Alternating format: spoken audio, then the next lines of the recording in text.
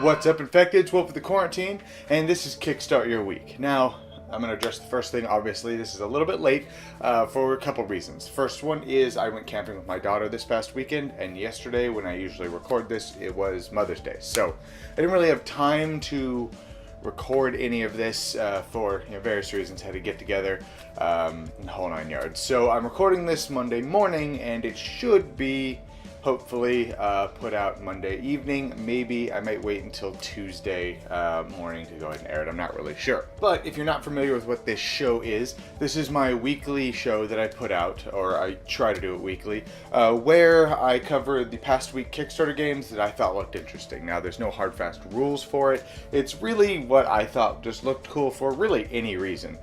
Cool mechanics, cool art, cool theme, whatever. I kind of look into it, I skim over the Kickstarter page, watch the video, and I kind of make an assessment based on that. Now, with so many Kickstarters out there and so little time, I narrow it down to 5, so it's not all-inclusive. It's really, I usually have to get rid of 1 or 2 or something and narrow it down to 5. Now, if you're a fan of this, check out the Gamerati. I'll have a link down in the description that takes you over to them.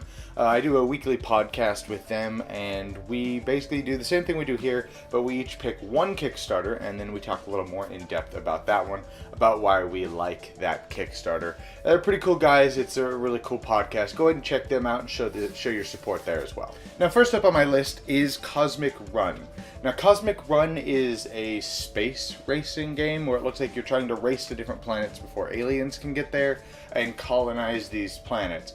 And it's used by a series of different dice rolls. You roll dice, you take your you allocate them certain places, you take the remaining dice, you roll them again, and it's kind of a push your luck mechanic. Now, I'm not normally a huge fan of push your luck mechanics unless there's ways you can kind of mitigate some of that luck and make it to where it's more strategic mixed with push your luck. I can deal with stuff like that a lot better. So I'm not really sure if there's anything like that with this game, but really the theme is what turns me on with this. Next up is a game called Hard City. Now, Hard City, it's got that, of course, 80s cop feel to it, which I really enjoy. And the theme of it is, I guess, the city is being overrun by mutants or thugs or something. In the video it shows mutants, but it kind of implies might also be thugs at some point. I'm not sure. But basically you go in and you're trying to rescue civilians, get them to an evac helicopter, and get the hell out. Now, this reminds me a lot of an old PS1 game called Fighting Force, which Fighting Force, of course, you were fighting thugs and gangsters and stuff. But just kind of the overall feel of like the loose cannon cop who doesn't play by the rules kind of thing.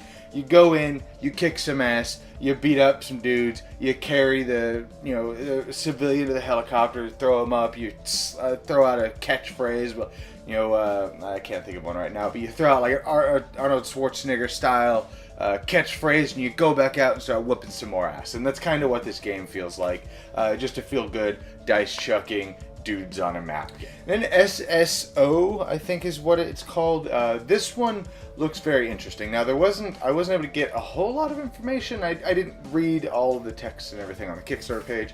Watched the video, kind of skimmed over it. But the theme is what really intrigues me with this one. Is from what I understand, there's been this derelict ship that's just drifting lazily through space, and you are an intrepid crew going to explore it and I guess either salvage it or find out what the problem is or whatever. And you go in and you're trying to, each player controls multiple characters. So the way it looks like is you have different stations and then you have your crew, so you go in and your crew is doing different things. The reason for that is because a lot of people are going to die, so that way if you get 2 people killed, you're not just out of the game. You still have, you just have less actions, is what it looks like. So you're exploring this ship, trying to find what the problem is, and correct the problem or whatever, salvage the ship, blow it up, whatever your mission is. And I like games like that. It calls itself a semi-co-op narrative sci-fi game for 1 to 6 players, which looks, like I said, it looks really, really cool, and they kind of implied there was some kind of a hidden traitor element to it, which I thought was kind of interesting. Now, with it being a narrative-driven game, I'm curious about how much replayability the game is going to have, but overall it does look really interesting. Then we have Streets of Steel. Now, Streets of Steel is an old-school beat-em-up in the same vein as Double Dragon, Streets of Rage, stuff like that, where the screen's constantly moving to the right, you're moving to the right, just beating the crap out of everybody. Now, some of you guys maybe watched last week's. There was another game on that was very similar to this, but for some reason that just kind of died, from what I understand. I'm not really sure what happened there. But this one almost seemed to come out of the blue and just kind of fill that same spot. So the reason why I'm talking about this one, I can talk about this one a little bit more in depth, is actually I have a review copy of this, so definitely be on the lookout for that. It should be out here shortly, but the fact that it's on this list might be a little bit of a spoiler. It is a very fun game, and I'll go a little bit more in depth during the review, but it's just an old school beat 'em up, nostalgic arcade beat 'em up, basically. That's really all it is. It's a very simple game. You move from left to right, you beat the crap out of everybody. You just can't be on the far left tile at the end of the round because it goes away and the map slides and you add another one to the right. So it forces the players to constantly have to keep moving right. Really, it's an action allocation game and a dice rolling game, and that's really it. There are a few mitigating factors that allow you to mitigate some of the dice rolls because the dice rolls can be pretty mean, but overall it's a very light, very nostalgic feeling game. Plus the artwork in it is fantastic, and the biggest thing that I like about this is the fact that there's going to be minis, really pretty minis, or if you really like the pixel style artwork that I like in it, and it's not pixel in your traditional sense. It still has that kind of old school feel, and you'll see the artwork here, but it very much feels very, very nostalgic. So while you're playing it, you're going to be, if you're like me, you're going to be able to talk about, oh yeah, you remember, this feels like this game, or this feels like that game, the old Simpsons game, stuff like that. So definitely check this one out. And my last game for this week is Prehistory.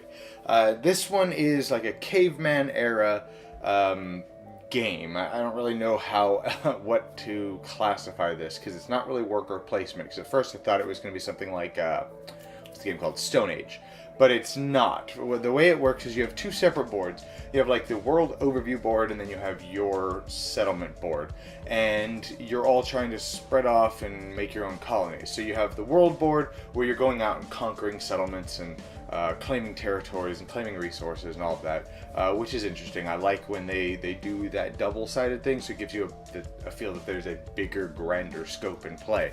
But then you get, when you go back to the village screen, you have these little resource cubes. And the resource cubes are used for different things depending on where they are on your player board. So they're resources that you use to harvest and I guess feed your people and build stuff. But then at a certain point of the phase, you can donate so many resources to like the city center, and then in reverse turn order, and depending on where you put them, I guess you get different things.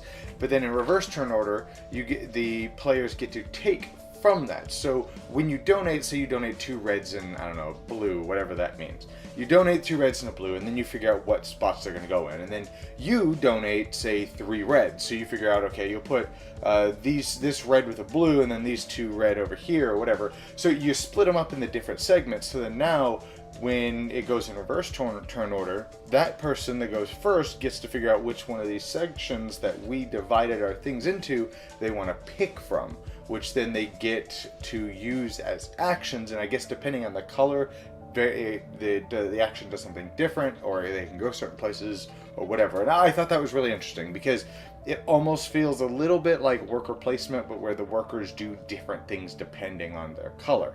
And I like where you have that player-driven economy, I guess, is the basis. We figure out how they're split up, and then people take different ones. So you wind up thinking, okay, well, how am I going to get this? I don't want them to be able to do these things, so maybe I incentivize them to get this, and we pile a bunch of cubes here so they don't take these ones because these are the ones that I want. And I like games that do that. I thought that's really, really ingenious. And then also the theme really pops for me. Back when I was a wee lad, I used to play a game called Sim Earth, and I loved Sim Earth. I wish like somebody would just remake it nowadays, to where I don't have to run DOSBox and stuff to play it. I used to love Sim Earth, and because of that, I like games that are like prehistory, no pun intended, prehistoric style games where you're early humans and you're just trying to not die, and I love that theme.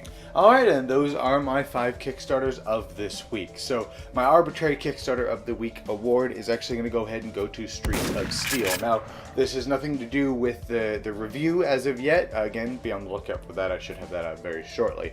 But the reason it's in this, that it's going to get the Kickstarter of the week, is I was actually going to put I wanted to put SSO in this, but there's not really enough videos of gameplay that I wasn't able to get a really solid feel for the game, because again, I'm a sucker for sci-fi. So the reason I did put Streets of Steel in is because I have actually played it, and I do know, spoiler alert, it is a pretty good game. So I did want to go ahead and put that up here. It's going to win my Kickstarter of the Week award because of the nostalgic feel, and I love the artwork in the game as well. It's just a solid, light little beat-em-up style game. Anyways, I hope you guys enjoyed this video. If you are interested in helping the show, definitely check out the links down below. I have a Patreon link, and I also have a one-time donation link as well if you'd prefer to use that. Any amount of support would help. If you're new here, definitely subscribe if you like this. That also definitely helps the channel. Thank you guys for watching, and I'll see you guys next time in the quarantine.